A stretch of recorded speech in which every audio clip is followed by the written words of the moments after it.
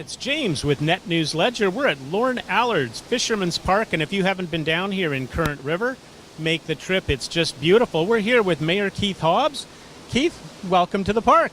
Thanks, James. It was nice that we could name this park after Lorne Allard, who is a city councillor and business person and did a lot with the youth of Thunder Bay. So it's a beautiful spot, one of the more beautiful spots in the city. Now, we're heading into, with all the respect, we're sort of we've rounded the home corner and you're headed for the homestretch in your run as mayor of Thunder Bay. What are the things that you feel are the biggest successes that you've had as mayor? Well, I think one of the biggest successes, and they take a lot of heat sometimes, is our city employees who deliver services to the citizens of Thunder Bay daily, whether it's snow removal, cutting the lawns at the parks, and doing all those things, looking after our water. We have the world-class water in Thunder Bay, taking care of those plants, water pollution control plant, which was destroyed in 2012, the rebuilding of that. We've had zero labor strife in the 8 years that I've been mayor, not one strike, and we have dedicated employees, and they're often overlooked. So that would be what I would call the number one success in this city. What other successes? I think right from the start, when I first became mayor, I called Tim Camiso, our then city manager, into my office, and I said, you know, we need to go up to the northern communities, fly in remote communities, and visit our Aboriginal neighbors, chiefs and band councils, and the residents that live in those communities, and get a feel of what it's like to live in those communities, but get a feel of what it's like to come to a big city and live in a big city. And from there we built great relationships with chiefs and band councils, and in particular Fort William First Nation. In 2011 we signed a historic declaration of commitment with them. They're great partners on everything from cultural to social issues to economic development. We're doing a huge piece with them and FCM, Federation of Canadian Municipalities, on economic development on the GTP lands and other lands. So, you know, Chief Collins and I are good friends. We have joint council meetings, which is new. That's something that's not seen too much in the country. We won the CN Bridge battle. That was a huge fight for us. I took a lot of criticism personally, and so did our council, for taking on a giant like CN. And you know, I said we can't be pushed around by people that signed a contract years ago. That contract is still in effect. The courts now have ruled. The highest court in the land in Ontario land, has ruled that that bridge needs to be opened. And that was a fight that we took. We are not going to be pushed over by the big boys, and we weren't. Now, that's probably one of the ones today. Everybody with a social media account sort of sometimes feels that that's the status quo, whatever they read on Facebook or their Twitter feeds. And politically, you know, especially with President Trump in the United States, that Twitter feed has become huge. What do you think the challenges are now for municipal politicians with how much social media goes on? Well, everything's in real time. Prime example, the other night there was an Indigenous man that was beat up, and the white perpetrator that did it took off, and people followed him. They were critical of the police right away for not doing their job. I was forwarded that feed, or that Facebook feed from actually Councillor Poulia. Good on him. And we sent it to Chief Hoth at Thunder Bay Police. They investigated. So they're doing follow-up. And I put out a message to the citizens of Thunder Bay that violence of any kind, but especially racial violence, is unacceptable. It's disgusting, and it won't be tolerated in Thunder Bay. So that's how quick that moves. When you get a post on Facebook like that, and then you have to act right away. If you don't, you're highly criticized too. So, no, I mean, another success, huge success for us that we took heat over, was Regen Med. We gave them $1 million, and wow, it was like the end of the world. What are you doing? Who is this mayor and council?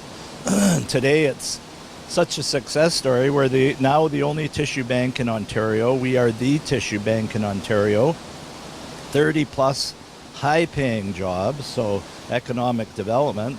Those 30 people are buying houses, buying vehicles in Thunder Bay. It's just incredible what a success story that was, albeit it was painful getting there. There's a lot of bureaucratic red tape that we had to deal with in Toronto, Queen's Park. We had great support from Minister Gravel and Minister Morrow on that file. And now it's a great success story, and it's a huge economic driver for the city. It goes hand in hand with all the change that you're seeing in the medical sector. Now, as mayor, some of the things that you tried to do when you came in, what have you found the things you wish you could have got done? Well, I think we did a lot in regards to infrastructure, roads. We spent a lot of money on roads. In 2011, we had a record year for building permits, so there was a lot of successes there as well. Costco, for one, is a huge disappointment for me. I've been working on that for 7 years, and they want to be here. They've told me they're coming, so that's good news. They're looking for 15 acres of prime land on bedrock. Not, they originally wanted to look at a spot where they would have had to remediate the land, and it would have been too costly for them. They have a very low-cost center, and they're coming. But I would like to have seen it in my term. I would like to have seen better relations with NAN on my term. We have great relations with Fort William First Nation. We've been kind of shut out by NAN in a few areas. We asked them to join the Crime Prevention Council, which are doing great work, and that's 30-odd organizations trying to combat racism, address inclusion, fight crime. And our crime stats, like the rest of the country, are coming down, which is encouraging.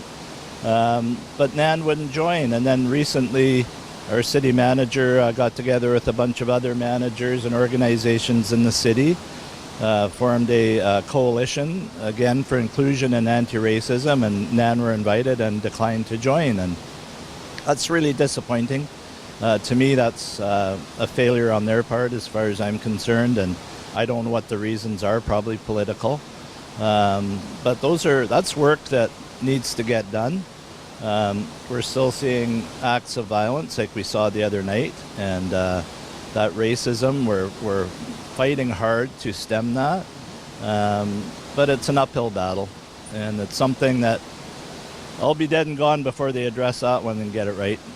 Well, I hope not, but it is always a challenge. Looking forward as we head into the fall, what is going to be on the docket for council in the next couple of months before the election? Well, I think there's lots, and again, the Indigenous issue has got to be addressed, and we have to make this city all-inclusive, make it a friendly place for anyone coming here. Immigration is huge. We've been asked by Toronto Mayor to take on immigrants, and so that's going to be a challenge. Keeping up with the infrastructure. When I took over as mayor, we had a $26 million year-over-year infrastructure deficit, and we attacked that, I think, quite well until the last couple of years, and then we had some challenging budgets. Keeping our Standard & Poor's rating up. When I came in, we had an A rating. We've jumped 4 spots to where we now have a AA positive rating, and 2 years in a row now, Standard & Poor's have told us that we are handling our finances well, despite what some would-be mayors would say. They talk about our $200 million debt all the time, and about $150 million of that debt is rate-supported debt, i.e. we had to build Bear Point. We've just had to build a new water pollution control plant. So rate-supported debt, in my opinion, is good. We have world-class, best drinking water in the world as far as I'm concerned in Thunder Bay. That costs money. So that rate-supported debt isn't bad. So if you look at our tax-supported debt to provide services and things like that, 50 million probably. And then when you look what we have in our reserves to debt ratio is awesome. It's very good. So Standard & Poor's have recognized that and given us that AA positive rating. But all you hear is the negativity. Oh, we're in debt. We're doing so poor as a city. No, we're not. That's a good way to wrap this up. But we'll be talking again, I'm sure, Keith, and thank you very much for taking the time. My pleasure, James.